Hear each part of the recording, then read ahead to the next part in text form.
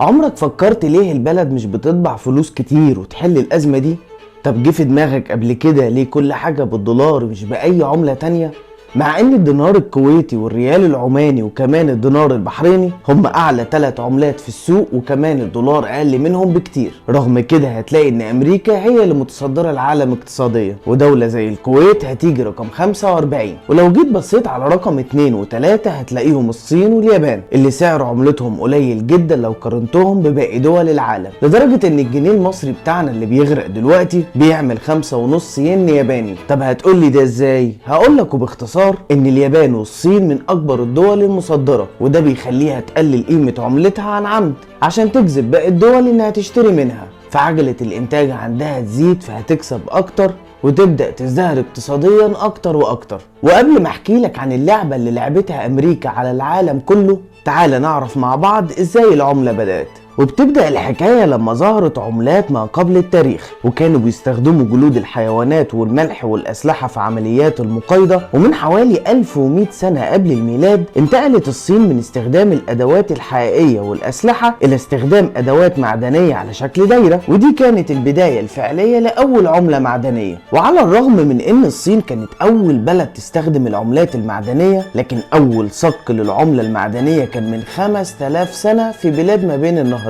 وفي سنة 1024 عملت الصين أول عملة ورق في التاريخ، وختموها بكذا ختم علشان ما تتزورش. واستخدام العملة في التبادل التجاري بدأت تزيد، واللي كان بيحدد القيمة الفعلية للعملة دي هي إنها تقدر تشتري قد إيه ذهب، وكان لازم الدولة أو المملكة اللي هتعمل عملة مخصوص ليها يكون عندها ذهب قد الفلوس اللي هتطبعها علشان يكون للفلوس دي قيمة وما يحصلش تضخم. طيب هتقولي وإيه اللي دخل أمريكا والدولار في الحوار ده؟ هقولك إن الحرب العالمية الأولى كانت بين طرفين. الطرف الأول كان ما بين الإمبراطورية المجرية وألمانيا، والطرف الثاني كان بريطانيا وفرنسا وروسيا. فكل طرف من دول بدأ يشوف له حلفاء، وكانت أمريكا في الوقت ده لو اتحالفت مع أي طرف كانت هتبقى الكفة الكسبانة. وبدأت أمريكا تظهر للعالم إنها طرف محايد وبره عنها الحوار ده، ولكن في الخفا كده كانت بتساعد بريطانيا بشكل اقتصادي. وبريطانيا كانت في الوقت ده دولة عظمى وقيمة عملتها واقتصادها كان لسه عالي، وفي المقابل كانت أمريكا بتاخد منهم دهب. والاتفاقية دي كانت في سنة 1915. ومن هنا بدأ الاقتصاد الأمريكي يعلى ويزدهر جدا بعد ما كان في حالة ركود، وحجم الصادرات الأمريكية زادت من 1.5 مليار دولار ل 4.5 مليار دولار، يعني زيادة حوالي 250%. تقول لي خلصت القصة هنا؟ أقول لك لا يا سيدي، دخلت أمريكا الحرب بعد ما كانت أوروبا بقالها 3 سنين نازلة طحن في بعض ومستنفذة على الآخر. دخلت أمريكا وقدرت تكسب الحرب دي لصالح حلفائها في 14 شهر بس. وبعد ما كانت أمريكا دولة مديونة، طلعت من الحرب دي مدينة أكتر من 10 دول أوروبية بحوالي 11 مليار دولار، و11 كمان زيهم فوائد. ومن ساعتها وهم مسيطرين على الاقتصاد والقوة العسكرية. بس مش ده السبب الوحيد اللي خلى الدولار النهاردة أقوى عملة في العالم. السبب الحقيقي هي الحركة اللي عملتها أمريكا بعد كده، واللي هي إيه بقى؟ إن أمريكا سنة 1944 عملت اجتماع حضر فيه 730 مندوب بيمثلوا 44 دولة من دول الحلفاء علشان يتفقوا على شكل النظام الاقتصادي العالمي. والاتفاق اللي حصل في المؤتمر ده غير مسار العالم كله. وأمريكا في الوقت ده كانت مدينة معظم دول أوروبا وعندها تلتين احتياطي الذهب في العالم. واستغلت أمريكا الموقف وقالت لهم احنا نخلي الدولار بتاعنا زيه زي الذهب بالظبط، يعني لو انت عندك دولار اكنه ذهب بالظبط. واللي حصل ده خلى كل عمليات الشراء والبيع تبقى بالدولار، وده اللي مكن أمريكا انها تعمل أكبر خدعة اقتصادية في التاريخ. وده خلى أمريكا تطبع الفلوس من غير ما يكون عندها احتياطي دهب، وده طبعا كان بيحصل من غير ما أي دولة تعرف. وفي سنة 1971 الموضوع اتعرف، ولكن مفيش ولا دولة قدرت تاخد موقف، وده علشان معظم تعاملاتهم واقتصادهم قايمين على الدولار.